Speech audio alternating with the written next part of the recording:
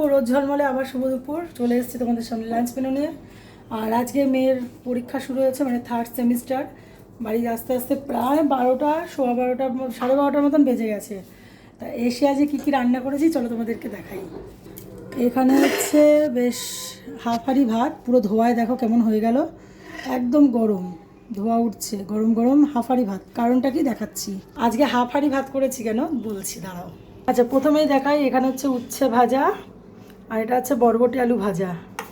এখানে অল্প একটু ডাল সিদ্ধ করে নিয়েছি, ডাল সিদ্ধটা শাশুড়ি মা আমি খাবো বলেই করেছি অল্প করে।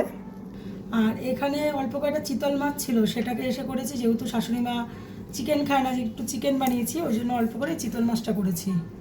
আর এখানে একদম কষা কষা করে চিকেন আলুর একদম গামাখা লাল লাল ঝাল ঝাল করেছি।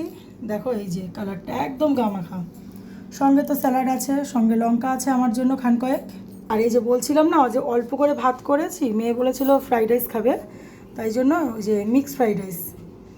মানে কালকে রবিবারে আমি ভিডিও করেছি, বাট ভিডিওটা কোনো কারণবশত আমার আপলোড হয়নি, মানে ভিডিওটা একদম ডিলিটই হয়ে গেছে ফোন থেকে, ওই জন্য দিতে পারিনি। তা এই হচ্ছে আজকের আমাদের রান্নাবান্না। এই যে প্রায় অনেক কিছুই কিন্তু হয়ে গেছে, মাছ, মাংস, ভাজা, মিক্স ফ্রাইড রাইস, এখানে যদিও বা প্রন দেওয়া আছে, মানে চিংড়ি মাছ দেওয়া আছে, স্যালাড তো আছে, ডাল সিদ্ধ আছে, আর ভাত।